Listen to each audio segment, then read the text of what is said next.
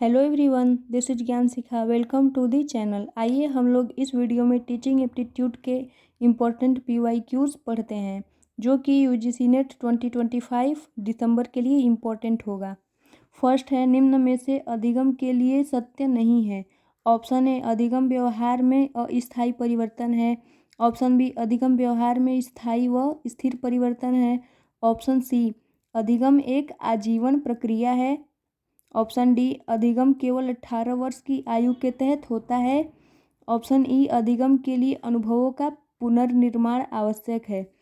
इसमें सत्य नहीं है पूछा है, तो हम सत्य वाले को गलत करेंगे। इसमें अधिगम व्यवहार में अस्थायी परिवर्तन है, यह गलत हो जाएगा क्योंकि अधिगम व्यवहार में स्थायी और स्थिर परिवर्तन है और ये सत्य नहीं है।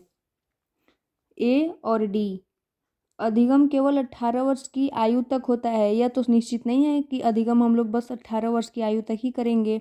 अब तक भी हम अधिगम कर रहे हैं। अधिगम व्यवहार में स्थायी व स्थिर परिवर्तन है, ये सही है। अधिगम एक आजीवन प्रक्रिया है, सही है। जब तक चाहो आप तब तक अधिगम कर सकते हो। अधिगम के लिए अनुभवों का पूर्वानुमान आवश्यक है। क्वेश्चन सेकेंड, किस आकलन में छात्र बाहरी मानदंडों या सारथियों के बजाय अपने पिछले प्रदर्शन के विरुद्ध अपनी प्रगति को मापते हैं? स्वतुलनात्मक आकलन। नेक्स्ट, रीना आइसक्रीम खाना चाहती थी। उसने ऑनलाइन एक फ़ोन नंबर निकाला। डायल करते समय वह नंबर को बार बार दोहराती है। ऑर्डर डिलीवरी होने के बाद वह नंबर भूल गई। यह किस प्रक्रिया मेमोरी प्रक्रिया के उपयोग का उदाहरण है? ऑप्शन ए, अल्पकालिक। ऑप्शन बी, स्वचालित। ऑप्शन सी, श्रवणिक। ऑप्शन डी, दृश्यात्मक। यह अल्पकालीन स्मृति का उदाहरण है। नेक्स्ट, कौन सा उच्च क्रम ज्ञान, हायर ऑर्डर नॉलेज, इस अंतर को पैदा कर सकता है कि कोई व्यक्ति अपनी छात्रों को सामग्री कितनी अच्छी और तेजी से सिखाता है? ऑप्शन ए, घोषणात्मक ज्ञान। ऑप्शन बी, रटंत ज्ञान। ऑप्शन सी, अधिज्ञान। ऑप्शन डी, प्रक्रियात्मक ज्ञान। इसमें हमारा सही आंसर ऑप्शन सी है, अधिज्ञान, मेटाकॉग्निशन। नेक्स्ट, लिस्ट 1 और लिस्ट 2, सॉफ्टवेयर और अनुप्रयोग। प्लोटागोन, मास्टरमाइंड, गिटहब और मेंटीमीटर। फर्स्ट है, प्रत्येक सत्र में छात्र अधिगम का आकलन करने के लिए सत्र पूर्व तथा सत्र बाद के पोल बनाना। सेकेंड, तत्काल एनिमेटेड वीडियो बनाना। थर्ड है, अवधारणाओं, विचारों व सूचनाओं के बीच संबंध समझना और बनाना। फोर्थ है, कोई लिखने के लिए दूसरों के साथ संग्रहित करना, साझा करना तथा सहयोग करना।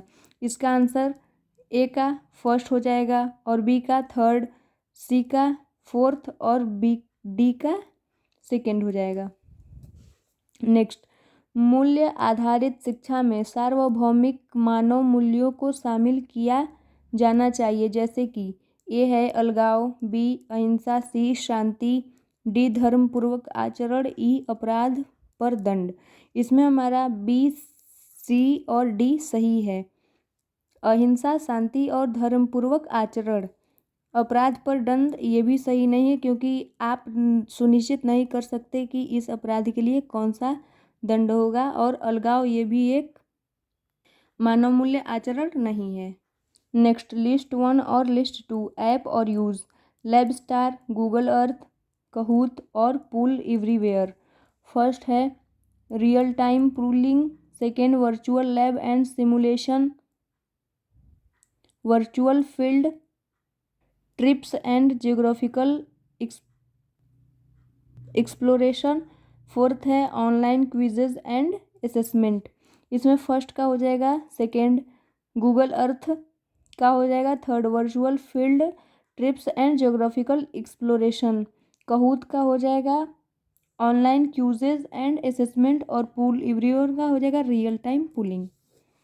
नेक्स्ट, वह शैली जिसमें एक छात्र उत्तर की सटीकता सुनिश्चित करने के लिए अधिक समय लेने का सुझाव दर्शाता है उसे कहा जाता है? ऑप्शन ए, त्वरित शैली। ऑप्शन बी, सतही शैली। ऑप्शन सी, चिंतनशील शैली। ऑप्शन डी, चालाकी पूर्व शैली। इसमें हमारा सही आंसर ऑप्शन सी हो जाता है, रिफ्लेक्टिव स्टाइल या चिंतनशील शैली।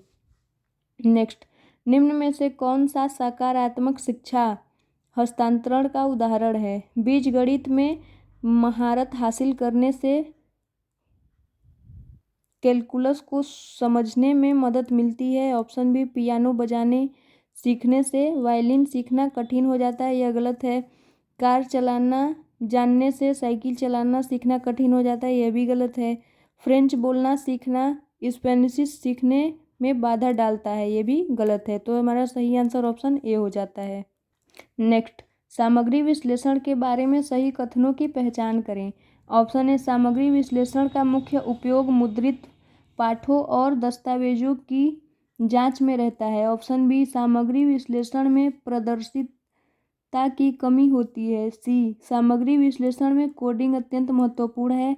ऑप्शन डी, ऐसे कोडिंग मैनुअल तैयार करना लगभग असंभव है जिसमें कोडर्स की कुछ व्याख्या शामिल न हो।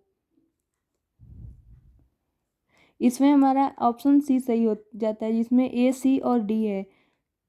सामग्री विश्लेषण में कोडिंग अत्यंत महत्वपूर्ण है, यह सही नहीं है।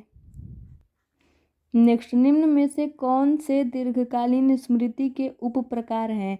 Option A, episodic. Option B, semantic. Option C, प्रक्रियात्मक। Option D, priming. Option E, class conditioning प्रभाव। इसमें हमारा सब भी हो जाता है। आज के लिए इतना ही, और क्वेश्चंस हम नेक्स्ट वीडियो में पढ़ेंगे। Thank you so much. अगर वीडियो पसंद आए तो लाइक, शेयर और सब्सक्राइब करें।